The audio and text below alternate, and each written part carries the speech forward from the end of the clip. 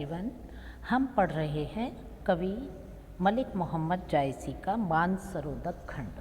तो पद्मावत में मानसरोदक खंड में आज हम पद संख्या 4 पढ़ेंगे। हमेशा की तरह से पहले मैं पद पढ़ूंगी, उसके बाद में मैं अर्थ समझाऊंगी।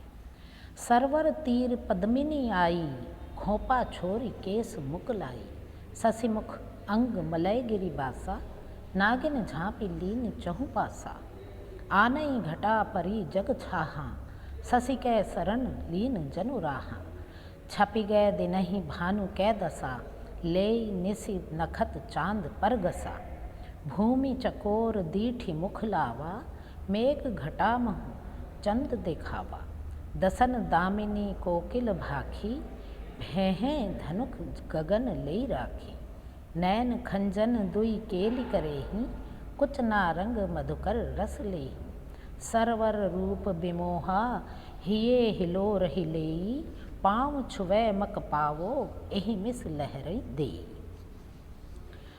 तो इसका अर्थ इस प्रकार है कि कवि कह रहे हैं कि ये पद्मिनी बालाएं सरोवर के किनारे पर आईं और उन्होंने अपने बालों का बंधा हुआ जूड़ा खोलकर बालों को बिखरा लिया। रानी पद्मावती का मुख चंद्रमा के समान और उसकी शारीरिक सुंदरता मलयगिरी के समान सुगंधित थी। उनके केश रूपी नागों ने मानो सुगंध के लिए उसके अंगों को ढक लिया था। केशों के रूप में यानी बालों के रूप में मेघों के छा जाने से संसार में जैसे छाया हो गई। मुख के चारों ओर केशों की ऐसी झाइयाँ पड़ रही थी मानो राहु चंद्रमा की शरण में आ गया हो।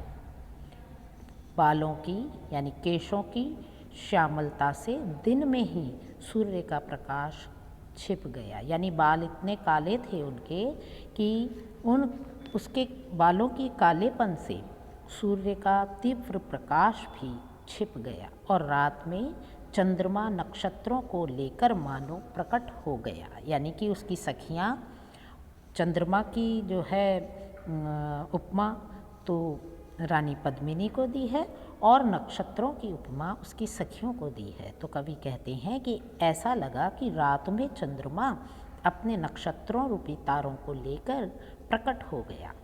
चकोर भी भूलकर उधर देखने लगा, मानो बादलों की घटा के बीच उसे चांद भी दिखाई पड़ गया हो। यानी सचमुच का चंद्रमा ही उसने मानो देख लिया।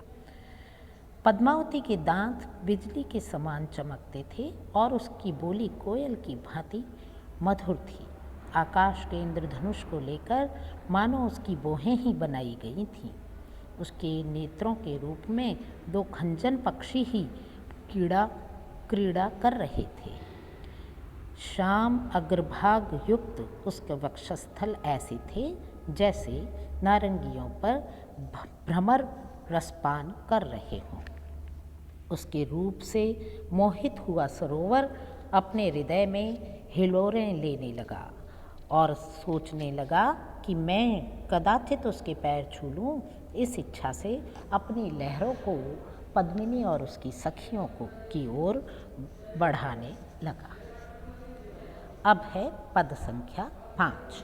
धरी तीर सब कंचुक सारी, सरवर में पैठी सब बारी, पाई नीर जानो सब बेली, हुलसही करही काम कै केली, करिल केस बिसहर हिस बिस भरे, लहरें लेहि कमल मुख धरे, नवल बसंत समारि करी, होई प्रगट जानहु रस भरी, उठी कोप जस दारिव दाखा, भई उनंत प्रेम कै साखा, सरिवर नहीं समाई संसारा, चांद नहाई पैठ ले तारा, धनिसो नीर ससि तरई उई, अब कित डीठ कमल औकुई, चकई बिछुरी पुकारे कहाँ मिलो हो नाह, एक चांद निसी सरग में दिन दूसर जल माह।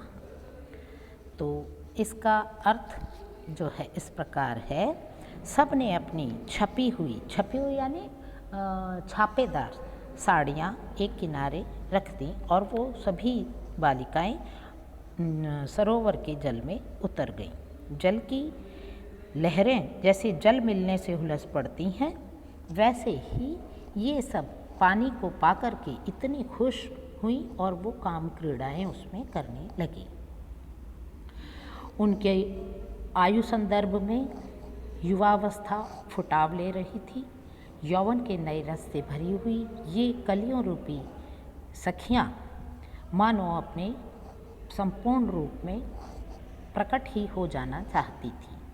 उनके काले काले केश विषधर की भांति कमल रूपी मुख पकड़े हुए लहरा रहे थे, यानी कि बीच में कमल रूपी पद्मिनी रानी थी और चारों तरफ उनकी सखियाँ मानो काले केश विषधर स्वरूप दिखाई दे रहे थे। बीच में उनका चंद्रमुखी चेहरा कमल के रूप में और चारों ओर सखियों के खुले केश किसी विषधर की भांति दिखाई दे रहे थे कि मानो विषधर ने कमल को घेर रखा हो।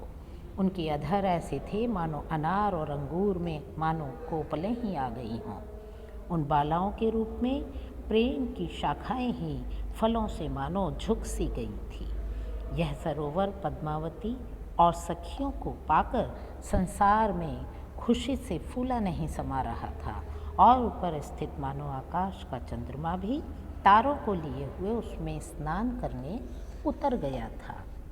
धन्य है वह जल जिसमें चंद्रमा और तारे उदित हुए, यानी कि मानसरोवर के जल के लिए कहा है कि मानसरोवर का ये जल धन्य है कि जिसमें चंद्रमा अपने तारों के साथ में उदित हुआ है और अब उसमें कमल और कुमुदनियों के दर्शन कहाँ हो सकते हैं। यानी कि कमल और कुमुदनी तो रानी पद्मावती और उसकी सखियों को उपमा दी गई है।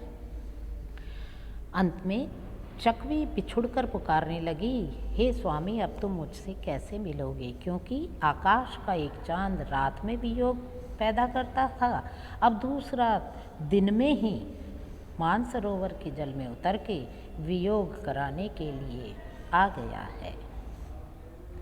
तो ये था पद संख्या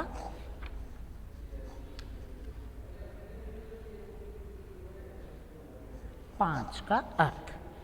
और अब हम जो है पढ़ेंगे पद संख्या 6। अभी आज के लिए मेरी समझ में इतना ही काफ़ी है, क्योंकि अभी 3 पद और पढ़ने हैं। तो अगले पद में, अगले लेक्चर में हम इन 3 पदों को पढ़ेंगे। तब तक के लिए नमस्कार।